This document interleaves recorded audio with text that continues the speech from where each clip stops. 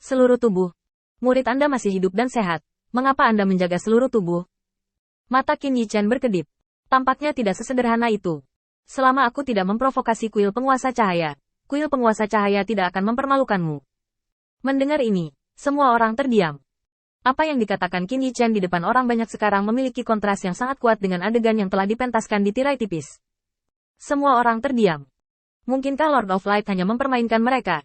Setelah tujuan sebenarnya tercapai, mereka tidak lagi harus menunjukkan wajah mereka di depan Lord of Light dan bisa mati untuk menghormati?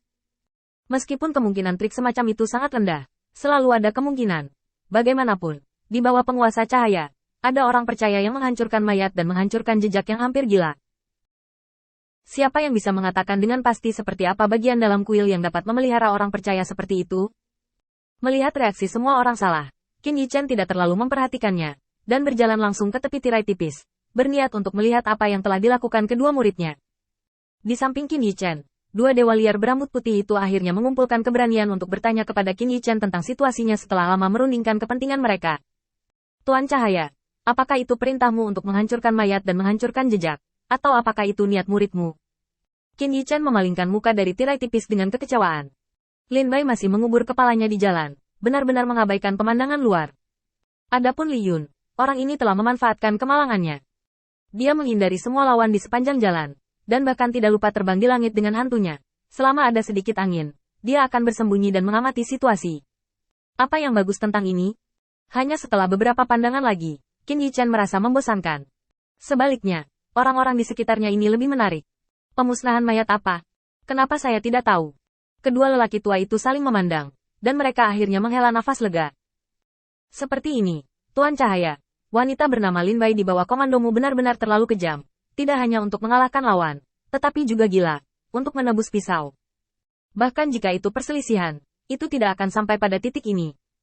Lihat masalah ini, bisakah kamu maju dan memberi Lin Bai sedikit nasihat? Mendengar kata-kata ini, Qin Yichen melambaikan tangannya lagi dan lagi. Bagaimana ini mungkin?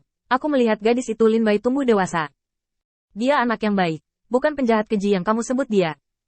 Dia juga menghancurkan mayat. Dia khawatir membunuh kelinci liar. Bagaimana dia bisa melakukan hal-hal mengerikan seperti itu?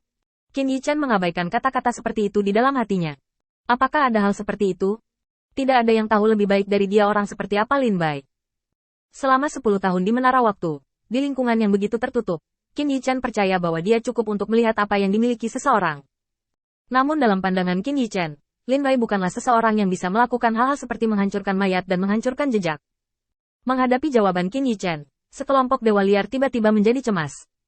Tuan Cahaya, dengarkan aku, ini benar-benar masalahnya. Kita semua melihatnya dengan mata kepala sendiri. Jika kita berbohong, biarkan Tuhan Allah menarik jiwa kita dan menghancurkan tubuh kita. Sungguh, kita bisa bersumpah. Melihat orang-orang yang membuat sumpah mereka, Qin Yichen tidak dapat menemukan lelucon sedikit pun di mata mereka. Bahkan, kata takut bisa terlihat di mata mereka. Begitu banyak orang tidak punya alasan untuk berkolusi untuk menipu diri sendiri. Melakukan hal itu tidak berarti apa-apa bagi mereka. Bagaimana jika Lin Bai memiliki kebiasaan buruk? Itu bukan mukminnya sendiri. Yang penting dia hanya meluangkan waktu untuk memahami seluk-beluk masalah, dan kemudian memberi nasihat. Ini adalah cara paling sederhana dan paling kasar yang dilakukan oleh banyak dewa liar terhadap pengikut mereka. Orang-orang percaya dimenangkan dengan susah payah, jadi di mana ada kecurigaan dan penindasan biasa. Oleh karena itu, mereka tidak memiliki kemungkinan untuk mengasingkan hubungan mereka dengan Lin Bai sama sekali. Bahkan jika ada, itu tidak dengan cara yang hampir tidak ada artinya ini. Qin Yichen menatap tirai tipis dengan curiga. Keraguan muncul di benak saya. Kalau begitu lihatlah. Melihat bahwa Qin Yichen juga bingung, semua dewa liar tidak bisa tidak bergumam di dalam hati mereka. Mungkinkah, bukankah itu yang dimaksudkan oleh penguasa cahaya? Jika ini masalahnya, maka kita benar-benar menyalahkan penguasa cahaya. Dia tidak mencari untung. Mungkin ini salah paham. Aku pergi. Melihatnya seperti ini, aku pikir itu adalah pikiran sempit kita. Jika itu pilihan Lin Bai sendiri, bukan cahaya Tuhan, aku akan pergi ke kuil Dewa Cahaya untuk beribadah, dan aku akan melakukan apa yang saya katakan. Semua orang diam-diam menyuarakan sumpah mereka. Di permukaan, menghadapi Qin Yichen adalah kentut pelangi lainnya. Tuan Cahaya itu bijaksana, kita hanya perlu menunggu dengan sabar sekarang. Kami tidak menipu Lord Lightlord, kamu akan mengerti setelah melihatnya. Alasan utamanya adalah Lin Bai terlalu kejam dan menakuti kita semua. Sementara semua orang menunggu dengan napas tertahan, salah satu dari mereka tiba-tiba berseru. Lihat, Li Yun itu akan bertabrakan dengan dua tim lainnya. Segera, hati semua orang terangkat ke tenggorokan mereka. Hanya seorang Lin Bai, meninggalkan kesan mendalam di hati mereka. Dan sekarang melihat Li Yun yang belum menembak ini, semua orang tiba-tiba merasa khawatir. Mengat macam apa yang akan dihasilkan oleh Li Yun ini? Qin Yichen juga mengarahkan pandangannya ke tirai tipis. Faktanya, Qin Yichen diam-diam mengetahui situasi dari transmisi suara Lin Bai. Lin Bai, apakah kamu sudah menghancurkan mayatmu di alam rahasia? Kecepatan terbang Lin Bai sedikit melambat, dan kemudian dia kembali ke Qin Yichen.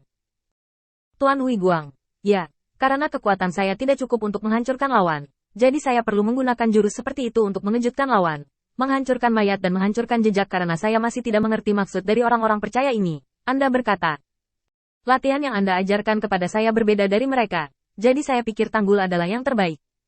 Saya telah merenungkannya. Setidaknya ada 3 hal yang dapat diperbaiki dalam operasi ini.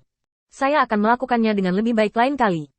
Qin Yichen tertegun sejenak, dan kemudian dia ingat bahwa dia memang mengatakan hal seperti itu. Tapi itu semua dikatakan dalam obrolan ringan, meminta Lin Baidi untuk membela lawannya. Siapa tahu, pemahaman orang ini tentang penyimpangan sangat besar. Melihat Qin Yichen tidak berbicara, kecepatan Lin Bai menjadi lebih lambat, dan secara bertahap berhenti di udara. Tuan Cahaya, apa yang saya lakukan salah? Apa kesalahan yang telah aku perbuat? Qin Yichen mengerutkan kening. Di dunia di mana yang lemah memakan yang kuat, jika Anda ingin bertahan hidup, selain membunuh semua lawan Anda harus waspada terhadap semua orang, dan memang benar untuk mengambil tindakan dan memotong rumput dan akar. Tapi sekarang, masalah yang dibawa oleh insiden ini jauh lebih dari itu. Ini tentang perkembangan hubungannya dengan kuil Zeus, serta hubungannya dengan para dewa liar. Setelah 10 napas hening, suara Qin Yichen datang. Ini pekerjaan yang bagus, dan aku akan meningkatkannya lain kali.